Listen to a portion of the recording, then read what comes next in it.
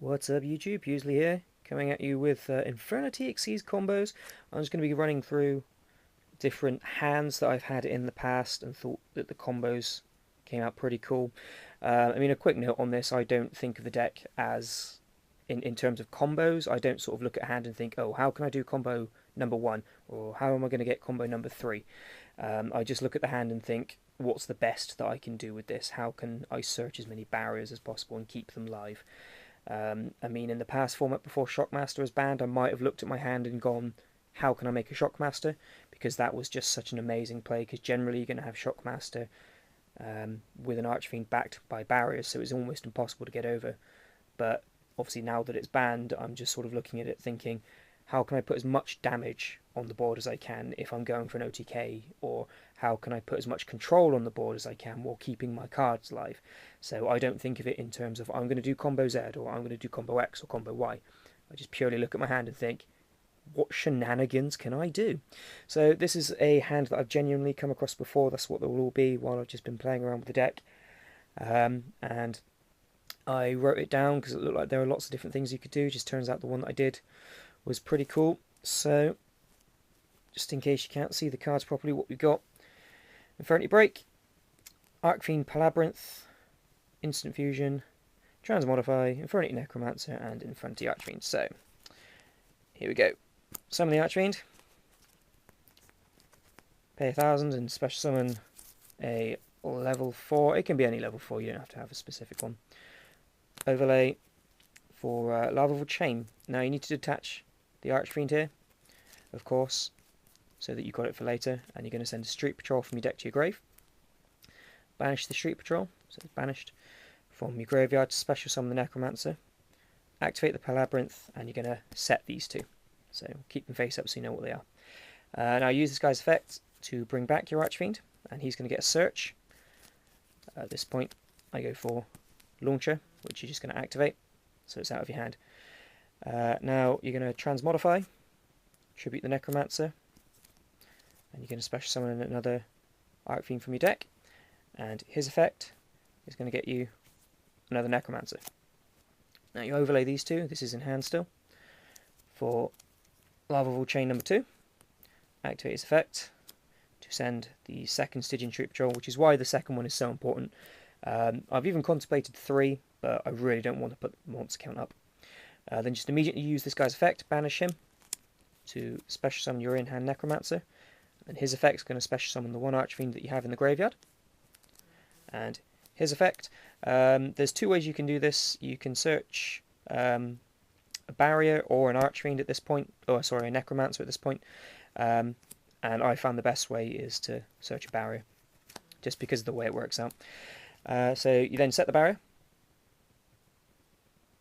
Yeah, I just had a brain fart there. I thought I'd done it wrong, but no, I haven't. Now you haven't used the effect of your Palabyrinth. Now what this is going to let you do is you can target a level 4 Archfiend, so this guy, banish another Fiend, this guy, to special summon an Archfiend from your deck, this guy. So you're going to get another Infernity Archfiend. Now his effect activates, gets you barrier number 2, and you overlay your 2 Archfiends for Diamond Direwolf, and his effect essentially is just going to destroy himself and the Larval Chain you have with the Archfiend under it.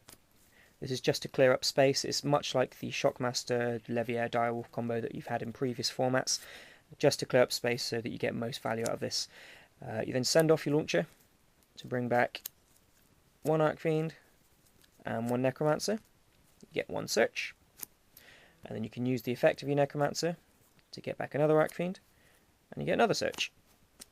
So the end result is this: 3 barriers, 2 breaks, 3 monsters on the field. This guy's at 2,300. You have a nice fully loaded graveyard to use this guy's effect again, but the key point here is you have all this back row to protect you, and you're going to be swinging for game next turn.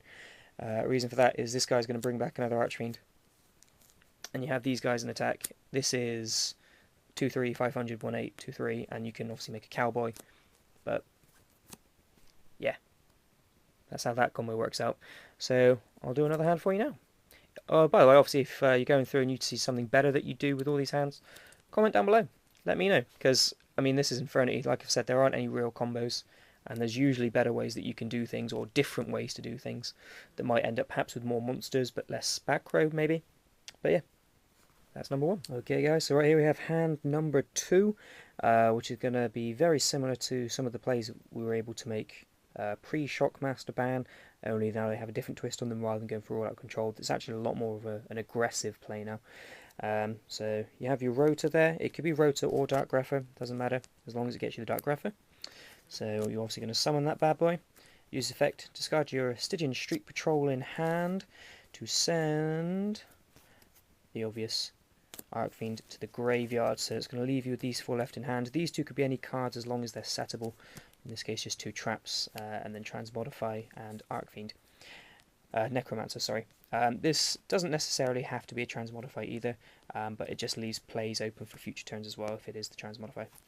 So, going on from here, you're then going to banish your Street Patrol in the grave to special summon the Necromancer, set these 3, and special summon the Archfiend from your graveyard, searching out another Necromancer. From there, you're going to go ahead and overlay for the only Lava Chain effect. Make sure you detach the Archfiend, and you're going to send Stygian Street Patrol number 2 to the graveyard. So there's number 2. His effect, you're going to banish to special summon the in-hand Necromancer, and his effect to bring back the first Archfiend. So currently your field's looking like this. This guy's effect then, it's going to search out for you an Archfiend. So he's now in hand. These 2 Necromancers have both been used up, so you're going to overlay those for a Leviair. As soon as I grab one. There we are. So that's your Leviair. Using his effect, detach the Necromancer to bring back the Stygian Street Patrol. So here, like you can see, it's pretty much the same play as if we'd have had a Shockmaster. You're going to go ahead and you're going to Direwolf, targeting the Direwolf and the Leviair to free up room.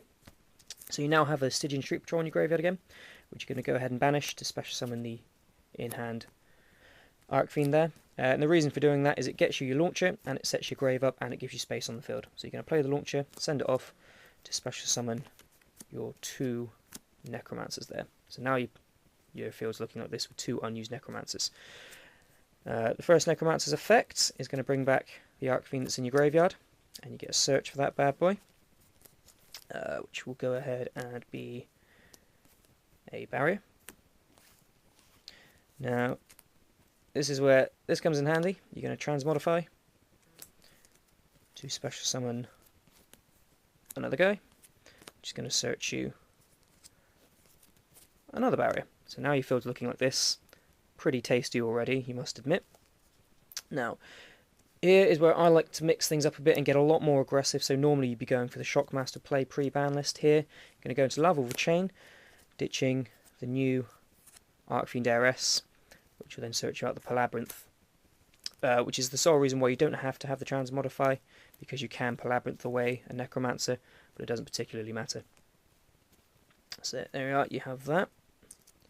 You now have room as well for your second Necromancer, which hasn't been used, to bring back Archfiend, and from there you can either search your third barrier, or personal preference, I like to there go for the break, just so that you can clear out back row.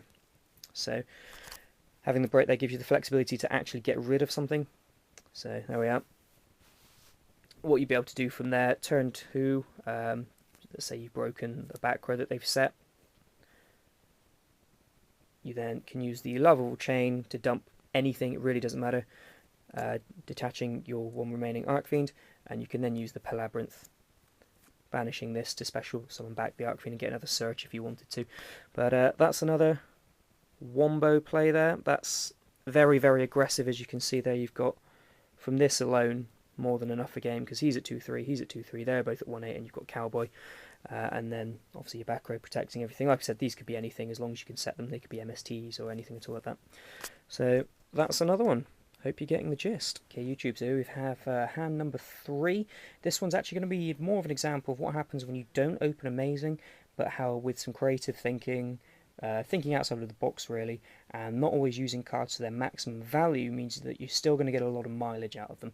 I mean, for instance, with this hand you've got your Bottomless Trap Hole, your Palabyrinth, you've got your Launcher, which you'd normally want to get for maximum pluses, your Transmodify, Heiress, and Archfiend.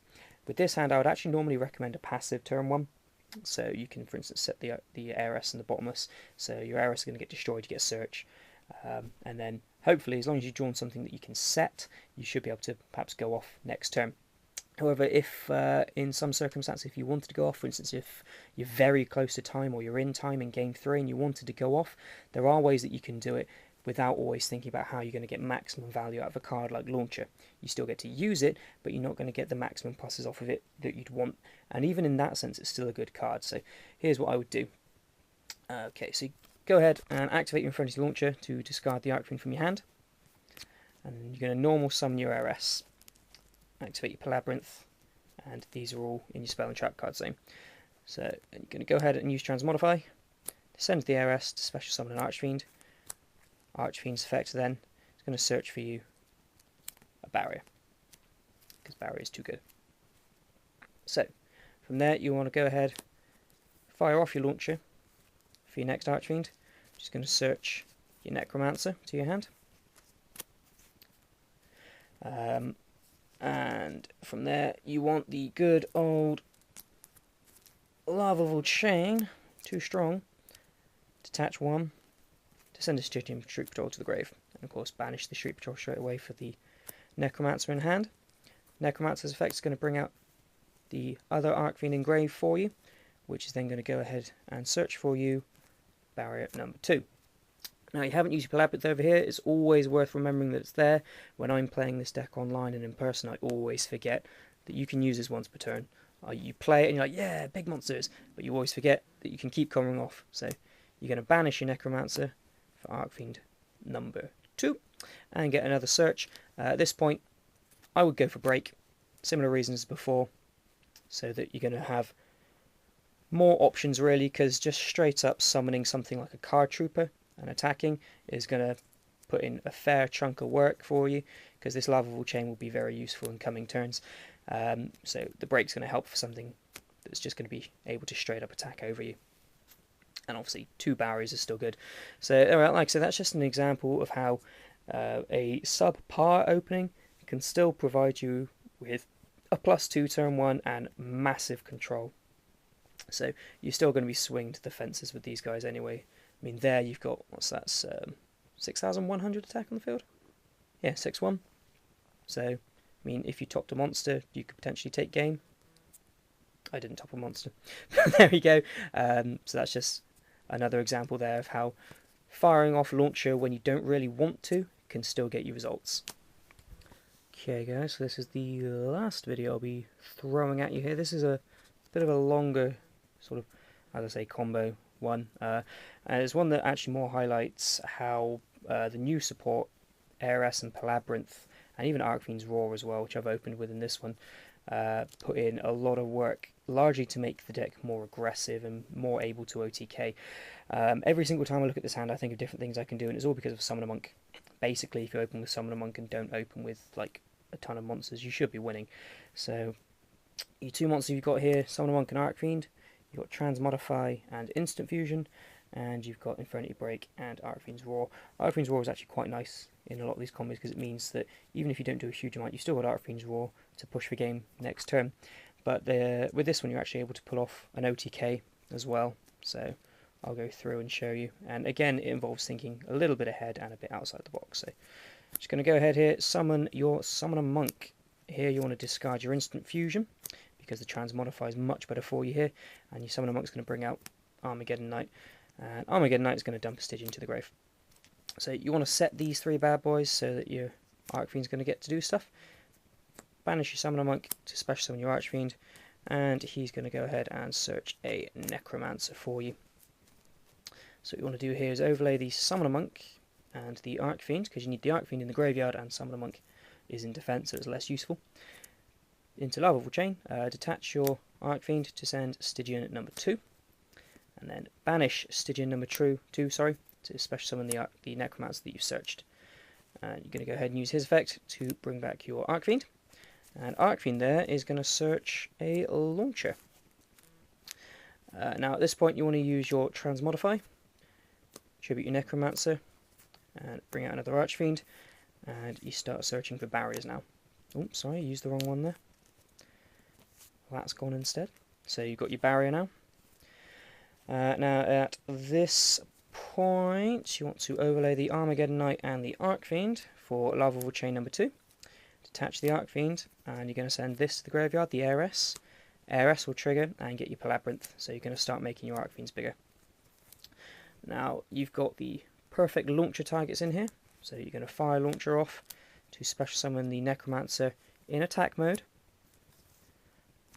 and you're going to special summon your Archfiend as well. So you now got 5 monsters on the field. Necromancer's effect triggers, getting you Archfiend's effect triggers, getting you another barrier there. So you can see already how you have game on the field, but how you can keep going because you haven't used this. So you can overlay these two for Larval Chain number 2, using its effect to send the last Archfiend to the graveyard, and then you use your unused Necromancer to bring back the Archfiend, searching your final barrier.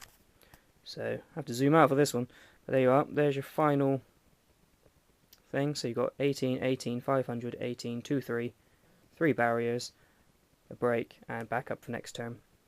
So that's just a show of how cards like this have helped to make everything much more aggressive. From this point, if you wanted to, you could even go ahead and banish your Necromancer to bring back this from the grave. You don't even need to search because there's nothing you can do with it. So there you go. That's horrible. And like I say, that's an OTK because 2-3, 2-3 basically. Hands like that are scary, yo. You don't even need to search with an Archfiend. So yeah, there we are. That's showing off a little bit of the new support and showing how you can think outside the box to come up with new things every single time. As I've mentioned before, if you do have any different ways of doing some of the things I've done, or if you spotted potentially better play, do feel free to comment. I'm sure other people will want to see them as well. And as always, guys, rate, comment, subscribe, and take care, everybody.